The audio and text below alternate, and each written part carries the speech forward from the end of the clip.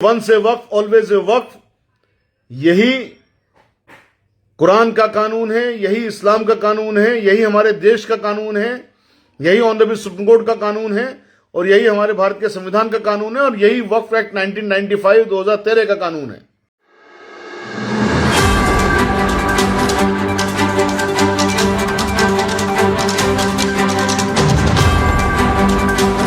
Member committee या कोई भी और कमेटी अपनी मनमानी करेगी तो फिर उनके आदेशों को ऑनरेबल हाई कोर्ट में चैलेंज किया जा सकता है, ऑनरेबल सुप्रीम कोर्ट में चैलेंज किया जा सकता है और करेंगे, और वो ऑर्डर कहीं भी टिकेंगे नहीं।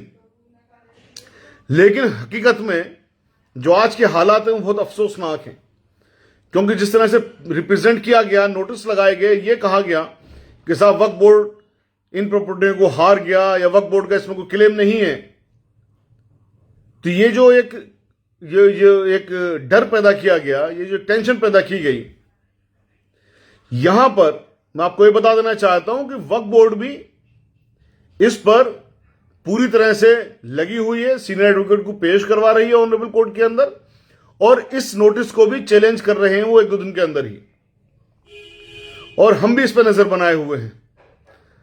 अगर वक्फ बोर्ड इसको चैलेंज नहीं करेगा तो हमने इस पर पिटीशन तैयार कर लिया, हम फौरन इस पर पिटीशन फाइल कर देंगे।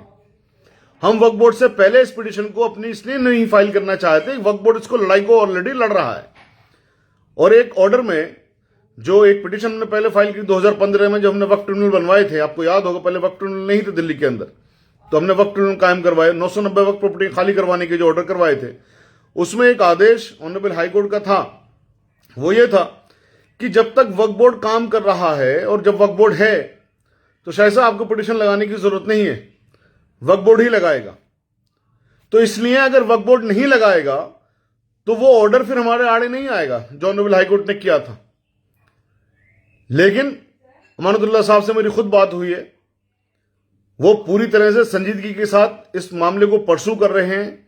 उन्होंने कहा सीनियर एडवोकेट भी इंगेज कर रहे हैं और इंगेज करेंगे, और पहले भी किया है, और इस मामले को फौरन हाईकोर्ट वो लेके जा रहे हैं, क्योंकि वक्फ प्रॉपर्टी हम सबकी प्रॉपर्टी है। हमारी कोई 1 इंच पर अगर कब्जा कर ले तो हम पुलिस थाना भी करते हैं, हम कोर्ट कचहरी भी जाते हैं, लेकिन जब वक्फ का मैटर आता है तो हम ये सोच के हट जाते हैं कि साहब वक्फ बोर्ड करेगा या फला लोग करेंगे। भाई सब पे नजर बनाने की जरूरत होती है, कोई भी आपका काम नहीं करेगा अगर आपके अंदर खुद ताकत नहीं होगी, आप खुद उस पर नजर नहीं बना के रखेंगे। अभी देखिए यहां पर अगर ये 2 मेंबर कमेटी का जो ऑर्डर है, अगर यहां पर ये वक्फ बोर्ड की चूक मान ली जाए और इस पर नजर नहीं बना के रखी जाए तो फिर क्या होगा, या इस ऑर्डर को चैलेंज नहीं किया जाए, तो इसलिए नजर बना के रखना बहुत जरूरी है। क्योंकि आप जो डेमोक्रेसी की खास बात यह है कि जब तक अपोजिशन नहीं होगी सरकार भी काम नहीं करेगी, तो इसलिए अपोजिशन का मजबूत होना जरूरी है। हमें अमानतुल्लाह साहब के स्टेटमेंट पर पूरी तरह से यकीन है कि वो कोर्ट जाएंगे और 2-3 दिन के अंदर ही जाएंगे। लेकिन मैं यहां पर फिर एक बात, ये बात आगाह कर देना चाहता हूं कि हमने पिटीशन बना के तैयार कर ली है। अगर वक्फ बोर्ड कोई पिटीशन नहीं फाइल करता है इस ऑर्डर के, इस नोटिस के अगेंस्ट, तो फिर हम इंशाअल्लाह दिल्ली हाई कोर्ट का रास्ता अख्तियार करेंगे। 2 मेंबर कमेटी के अगेंस्ट भी फाइल करेंगे उसमें, और इस नोटिस के अगेंस्ट भी फाइल करेंगे, क्योंकि वंस ए वक्फ ऑलवेज ए वक्फ, यही कुरान का कानून है, यही इस्लाम का कानून है, यही हमारे देश का कानून है, यही ऑनरेबल सुप्रीम कोर्ट का कानून है, और यही हमारे भारत के संविधान का कानून है, और यही वक्फ एक्ट 1995 2013 का कानून है। तो जो कानून पार्लियामेंट ने पास कर दिया, जो कानून supreme court, honourable supreme court कहती है बिल्कुल सही कानून है, फिर उसकी अवहेलना कैसे करने दी जाए। तो इसलिए दोस्तों मेरी आप सबसे गुजारिश है कि आप भी थोड़ा सा वक्फ के प्रति, वक्फ के ताई, वक्फ के लिए अपनी रुचि को बढ़ाइए, अपने इंटरेस्ट को बढ़ाइए, और तमाम लोगों को जगाने का काम कीजिए। क्योंकि जो हमारे बुजुर्गों ने वक्फ प्रॉपर्टियां दी हैं, आने वाली नस्लों के जो काम आएंगी, आने वाली नस्लों का जो भविष्य को सुनहरा करेंगी, अगर आप लोग चूक गए तो आप सोचिए, हम लोग ऑलरेडी दलित भाइयों से निचले स्तर पर जा चुके हैं, फिर क्या समुद्र के नीचे जाने की तैयारी कर लें क्या? अपने हक के लिए भी अगर आप लोग नहीं आएंगे, अपने हक के लिए भी बात नहीं करेंगे, तो आपसे गुजारिश है, अपने हक की बातें भी करिए, अपने हक की लड़ाई भी लड़िए, और जो इस तरह की चीजें आती हैं उनको लोगों को जागरूक करने का भी काम करिए। मेरी हर उस इंसान से गुजारिश है जो ईमान का कोई सा भी दर्जा रखता है। अगर आप पहला दर्जा रखते हैं तो आइए हमारे साथ मिलकर लड़िए। अगर आप पहला दर्जा नहीं रखते हैं तो कम से कम जबान से कहिए, और वो भी नहीं है तो कम से कम शेयर करने का तो काम कर सकते हैं ना, चुपचाप लोगों को जगाने का तो काम कर सकते हैं ना। कल को अल्लाह सुब्हान ताला के सामने जाने के बाद क्या जवाब होगा फिर हमारा आखिर, अगर तीनों में से एक भी दर्जा हमारे पास नहीं होगा तो?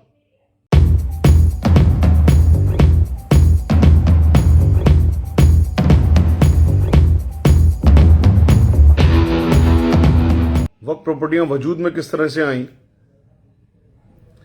ये सब जानते हैं कि जो हमारे बुजुर्ग थे, जो हमारे बड़े थे, उन्होंने अपनी प्रॉपर्टियां, बहुत सारी प्रॉपर्टियां अपने बच्चों को ना दे करके अल्लाह सुब्हान ताला को वो प्रॉपर्टियां गिफ्ट की। उस गिफ्ट को वक्फ कहा जाता है, ताकि उन प्रॉपर्टियों से मुसलमानों की तरक्की के काम, मुसलमानों की फलाह के काम और मुसलमानों के दीगर काम किए जा सकें। बेसिकली ये जो प्रॉपर्टियां हैं, वक्फ प्रॉपर्टियां, इनका यूटिलाइजेशन होना था या होना है या होना चाहिए, वो गरीब, मिस्कीन या जो अनाथ हैं बच्चे, उनके लिए, या जो हमारी बहनें बेवाएं हैं उनके लिए, या स्कूल कॉलेजेस खोले जाने के लिए, यानी एजुकेशन के लिए, हॉस्पिटल्स के लिए, उन सब चीज़ों के लिए इसका इस्तेमाल होना चाहिए। और मैं बहुत बार कह चुका हूं कि वक्फ प्रॉपर्टियां हमारे पास इतनी हैं कि उन वक्फ प्रॉपर्टियों का अगर सही तरीके से इस्तेमाल हो जाए तो हम पूरे देश का बजट फाइनेंस कर सकते हैं। आज का जो टॉपिक है, आज का जो विषय है, वो इन सब चीज़ों में बात करने का नहीं है, मैं बहुत बार बात कर चुका हूं। आज दरअसल एक नोटिस 123 वक्फ प्रॉपर्टियों पर चस्पा किया गया भारत की सरकार के द्वारा,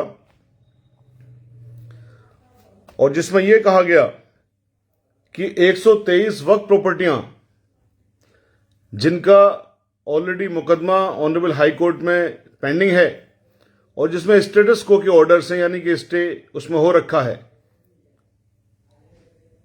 वो 123 वक्फ प्रॉपर्टियां जो वक्फ बोर्ड की प्रॉपर्टियां हैं,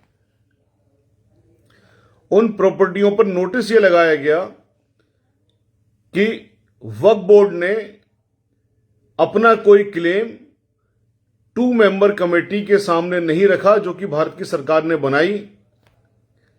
भारत की सरकार ने 2 मेंबर कमेटी जो बनाई, भारत की सरकार का यह कहना है कि वो ये देखने के लिए बनाई कि ये प्रॉपर्टियां वक्फ प्रॉपर्टियां हैं या नहीं। अब इस चीज का निपटारा कि वक्फ प्रॉपर्टियां या नहीं, हमारे देश की पार्लियामेंट ने कानून बनाया जिसका नाम है वक्फ एक्ट।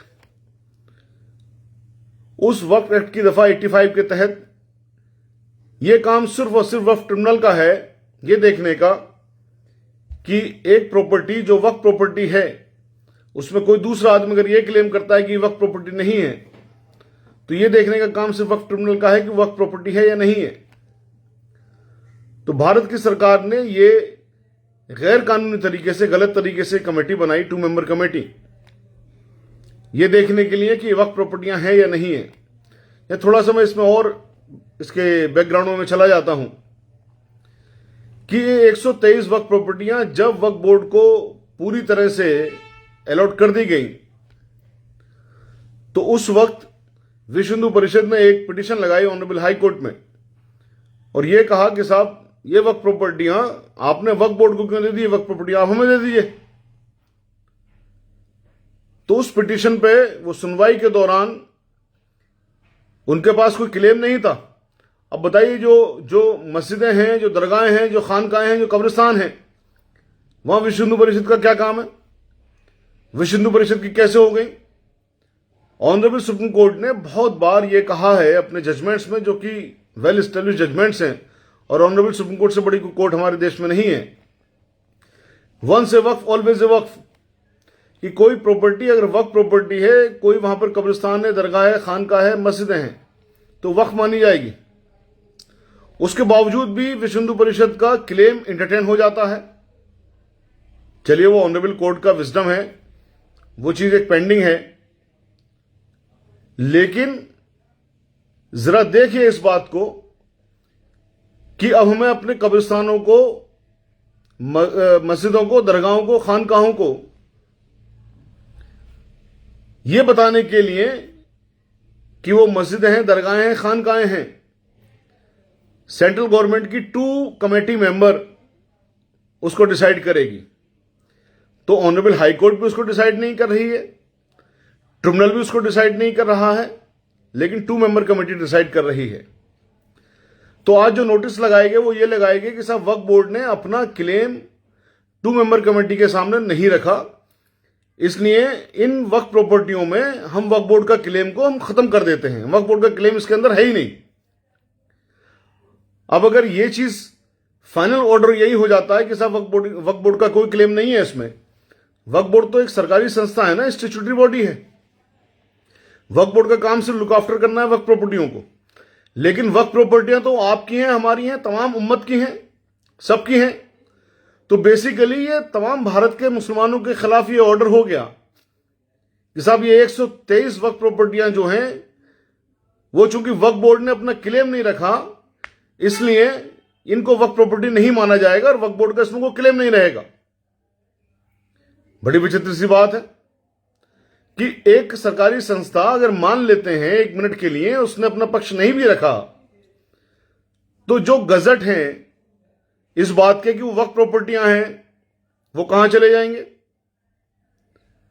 जो ऑनरेबल सुप्रीम कोर्ट के ऑर्डर्स हैं, जजमेंट्स हैं, वंस ए वक्फ ऑलवेज ए वक्फ, वो कहां चला जाएगा? तो सिर्फ इस बात पर कि साहब वक्फ बोर्ड ने एक अपना क्लेम नहीं रखा, अपनी बात नहीं रखी, आप वक्फ बोर्ड का हक खत्म कर देंगे, यानी कि वक्फ प्रॉपर्टियों का, ये मुसलमानों का हक है, वो खत्म कर देंगे। तो ये तो कहीं से भी जायज नहीं है। हमारा देश तो कानून से बना हुआ है ना, कानून से चलता है। तो फिर वक्फ एक्ट 1995 की, वक्फ एक्ट 2013 की फिर जरूरत क्या रहेगी? और वक्फ एक्ट को जब चैलेंज किया गया था तो ऑनरेबल सुप्रीम कोर्ट ने यह कहा था, अभी पिछले दिनों की बात है, कि वक्फ बोर्ड या वक्फ एक्ट को हम खत्म नहीं कर सकते हैं, क्योंकि फिर तो तमाम वक्फ प्रॉपर्टियों की खुर्द-बुर्द हो जाएंगी। लोग तो चाहते ही हैं वक्फ बोर्ड ना हो, या वक्फ प्रॉपर्टियां को खुर्द-बुर्द हो जाए तो कुछ भी किसी को ना मिले। तो यहां पर ये जो चीज है, तो ये जो ऑर्डर है सेंट्रल गवर्नमेंट का कि साथ 2 कमेटी के सामने बात नहीं रखी, इसलिए इनका क्लेम खत्म किया जाता है, यह सरासर गलत है। और यह ऑर्डर इंशाअल्लाह ऑनरेबल कोर्ट पर टिकेगा नहीं। अब मैं इसके दूसरे पहलू पर आता हूं। जब यहां पर सुबह से मेरे पास लोगों के फोन आए, बहुत सारी मस्जिदों के जो मुतवल्ली हैं, दरगाहों के जो मुतवल्ली हैं, या जो कमर्शियल प्रॉपर्टियां हैं वक्फ बोर्ड की, उनके जो मुतवल्ली हैं, सबके बाहर नोटिस लगे कि साहब ये इस तरह से वक्फ बोर्ड केस हार गई, या वक्फ बोर्ड की तमाम प्रॉपर्टियां चली गई। वो ऑर्डर भी मेरे पास भेजा गया।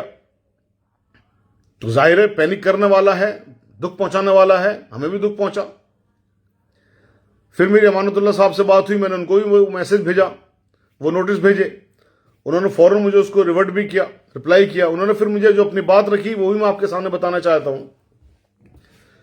उन्होंने ये कही कि साहब जो 2 मेंबर कमेटी है वो किसी भी कोर्ट ने नहीं बनाई है और कोर्ट के आदेश पे भी नहीं बनी है। वो 2 मेंबर कमेटी सेंट्रल गवर्नमेंट ने बनाई है, कोर्ट ने कोई आदेश नहीं दिया था 2 मेंबर कमेटी बनाने के लिए। दूसरी चीज ये कि उन्होंने अपनी रिट पिटीशन की, जिसमें ये 123 प्रॉपर्टी का मुकदमा चल रहा है, जिसमें वक्फ बोर्ड ये क्लेम करता है कि हमारी प्रॉपर्टियां, न सिर्फ क्लेम करता बल्कि पूरे के पूरे एविडेंस भी जमा करता है, उस पूरी रिट पिटीशन की कॉपी उस ऑर्डर के साथ, जो ऑनरेबल हाई कोर्ट का ऑर्डर था इस 2 मेंबर कमेटी के सामने भी लगा दी। ये लगाई 12 अप्रैल 2022 को। तो जब 12 अप्रैल 2022 को एक रिप्रेजेंटेशन वक्फ बोर्ड ने जमा कर दी, तमाम सबूतों के साथ जमा कर दी, ऑर्डर के साथ जमा कर दी, फिर भी 2 मेंबर कमेटी किस अख्तियार से ये कह रही है कि साहब वक्फ बोर्ड ने अपनी बात नहीं रखी इसलिए उनका क्लेम खत्म किया जाता है? तो ये सीधी बात है कि वक्फ प्रॉपर्टियों को हड़पने की ये एक खतरनाक चाल है। इस सबको देखना होगा। और देखिए, मैं आपको बता दूं, हमारा देश कानून से चलने वाला है।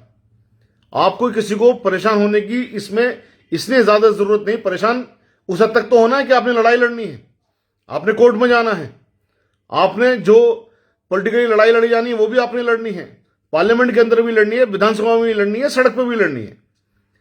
लेकिन आपको उस हद तक परेशान नहीं होना है कि आपकी बात ही नहीं सुनी जाएगी, या आपके साथ न्याय नहीं होगा, या आपके साथ इंसाफ नहीं होगा। वक्फ प्रॉपर्टियां, 123 वक्फ प्रॉपर्टियां वक्फ बोर्ड की प्रॉपर्टियां तमाम मुसलमानों की प्रॉपर्टियां हैं। इन्हें कोई भी इस तरह से नहीं छीन सकता है, ना ले सकता है। अगर 2 मेंबर कमेटी या कोई भी और कमेटी अपनी मनमानी करेगी तो फिर उनके आदेशों को ऑनरेबल हाई कोर्ट में चैलेंज किया जा सकता है, ऑनरेबल सुप्रीम कोर्ट में चैलेंज किया जा सकता है, और करेंगे, और वो ऑर्डर कहीं भी टिकेंगे नहीं। लेकिन हकीकत में जो आज के हालात हैं वो बहुत अफसोसनाक हैं, क्योंकि जिस तरह से रिप्रेजेंट किया गया, नोटिस लगाए गए, ये कहा गया कि साहब वक्फ बोर्ड इन प्रॉपर्टियों को हार गया या वक्फ बोर्ड का इसमें कोई क्लेम नहीं है। तो ये जो एक डर पैदा किया गया, ये जो टेंशन पैदा की गई, यहां पर मैं आपको ये बता देना चाहता हूं कि वक्फ बोर्ड भी इस पर पूरी तरह से लगी हुई है, सीनियर एडवोकेट को पेश करवा रही है ऑनरेबल कोर्ट के अंदर, और इस नोटिस को भी चैलेंज कर रहे हैं वो 1-2 दिन के अंदर ही। और हम भी इस पर नजर बनाए हुए हैं। अगर वक्फ बोर्ड इसको चैलेंज नहीं करेगा तो हमने इस पर पिटीशन तैयार कर लिया, हम फौरन इस पर पिटीशन फाइल कर देंगे। हम वक्फ बोर्ड से पहले इस पिटीशन को अपनी इसलिए नहीं फाइल करना चाहते, वक्फ बोर्ड इसको लड़ाई को ऑलरेडी लड़ रहा है। और एक ऑर्डर में जो एक पिटीशन हमने पहले फाइल की 2015 में, जब हमने वक्फ ट्रिब्यूनल बनवाए थे, आपको याद होगा, पहले वक्फ ट्रिब्यूनल नहीं थे दिल्ली के अंदर, तो हमने वक्फ ट्रिब्यूनल कायम करवाए, 990 वक्फ प्रॉपर्टी खाली करवाने के जो ऑर्डर करवाए थे, उसमें एक आदेश ऑनरेबल हाई कोर्ट का था। वो ये था कि जब तक वक्फ बोर्ड काम कर रहा है और जब वक्फ बोर्ड है तो शायद साहब आपको पिटीशन लगाने की जरूरत नहीं है, वक्फ बोर्ड ही लगाएगा। तो इसलिए अगर वक्फ बोर्ड नहीं लगाएगा तो वो ऑर्डर फिर हमारे आड़े नहीं आएगा जो ऑनरेबल हाई कोर्ट ने किया था। लेकिन अमानतुल्लाह साहब से मेरी खुद बात हुई है, वो पूरी तरह से संजीदगी के साथ इस मामले को परसू कर रहे हैं।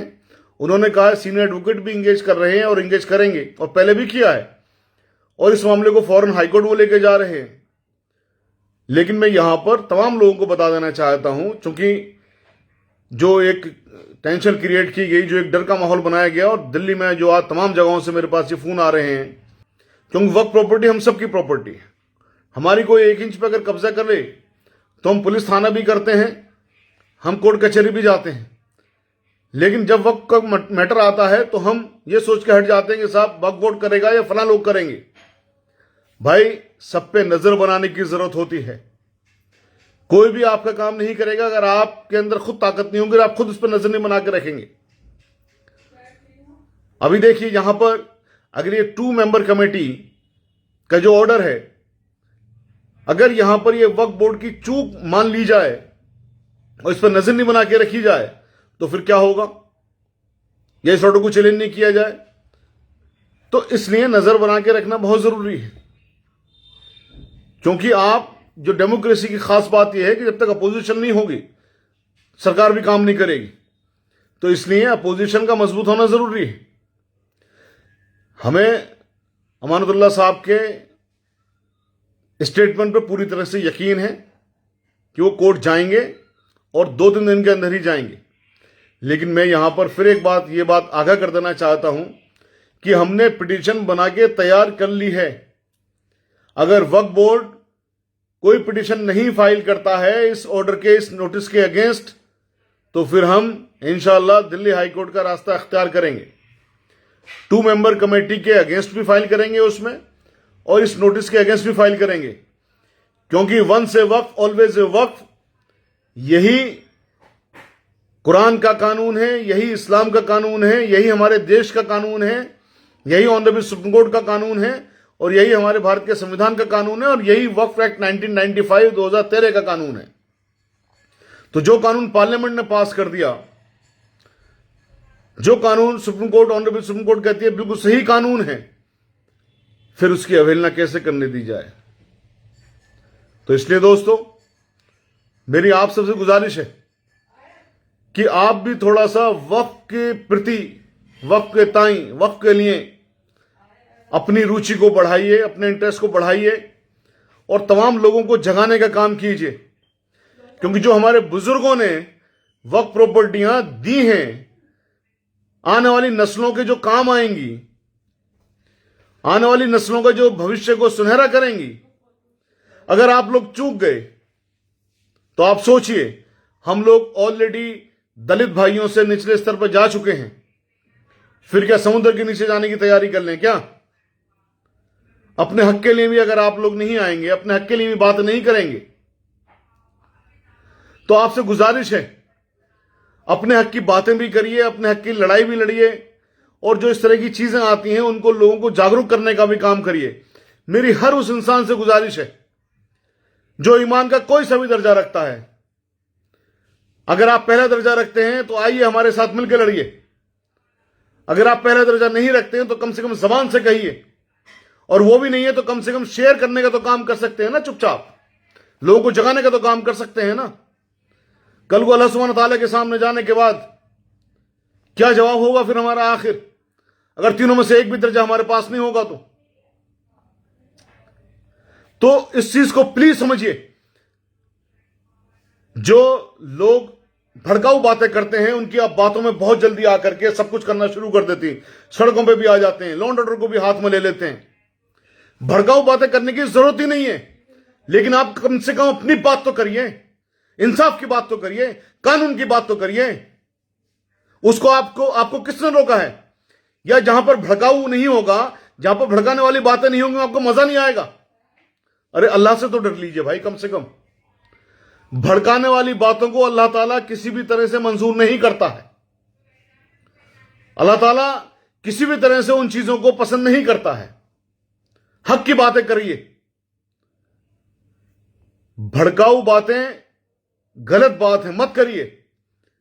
लेकिन यहां पर आप अपने हक की अगर बात करेंगे, अपने हक की आवाज उठाएंगे, तो कानून भी आपके साथ होगा, देश भी आपके साथ होगा, एक पब्लिक ओपिनियन भी आपके साथ होगी।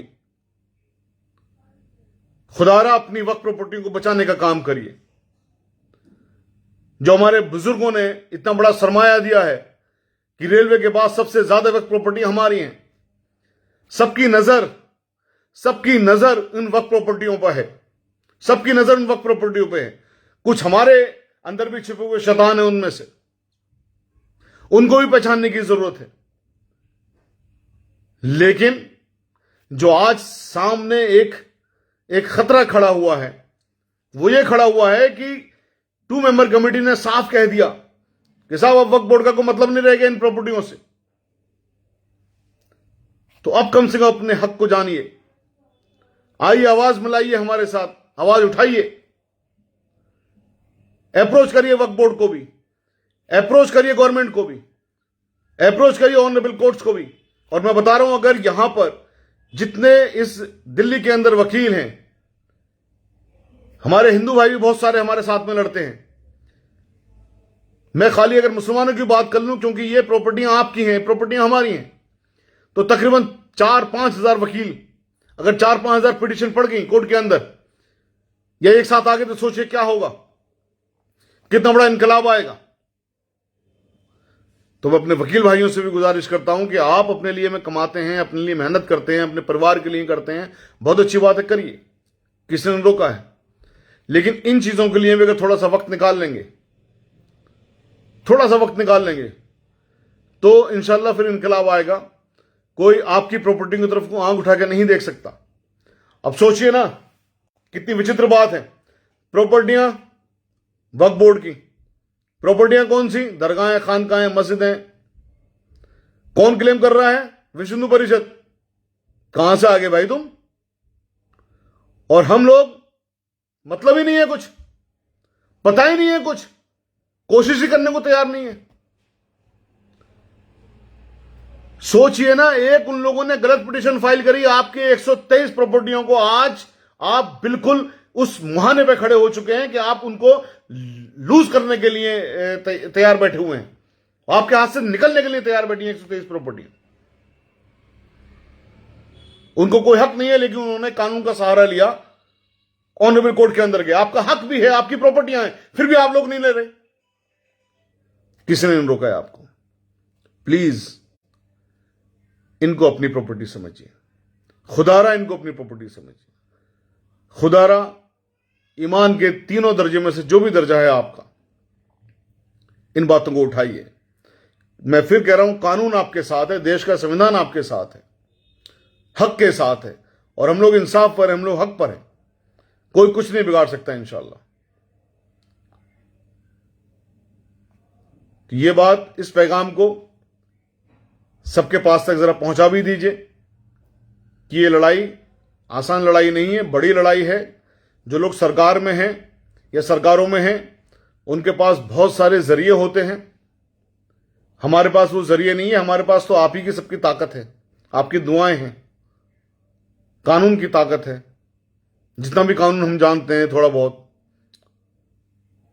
आप भी हमारे साथ आइए, वक्फ बोर्ड के साथ भी जाइए और अपने हक की बात को उठाइए, ऑनरेबल कोर्ट्स का भी रास्ता अख्तियार करिए। और सबसे बड़ी बात, दुआ खैर में याद रखिए। और इस वीडियो को अगर आपको ये लगता हो कि हाँ ये शेयर करी जाने वाला लायक है, तो प्लीज़ शेयर करिए, और इतनी शेयर करिए, इतनी शेयर करिए, इतनी शेयर करिए कि ये हर मुसलमान के पास उसके मोबाइल में कम से कम पहुंच जाए, सबको पता हो कि हाँ साहब हमारी प्रॉपर्टियों के साथ क्या हो रहा है। जज़ाकल्लाहु खैर। अल्लाह ताला आपको और सबको अपनी ईमान की दौलत से नवाजे, हक की दौलत से नवाजे, हमारे देश को मजबूत करने का काम करे, आगे बढ़ाने का काम करे, हक की आवाज़ यहाँ पर बुलंद रहे। अस्सलाम वालेकुम रहमतुल्लाहि व बरकातहू।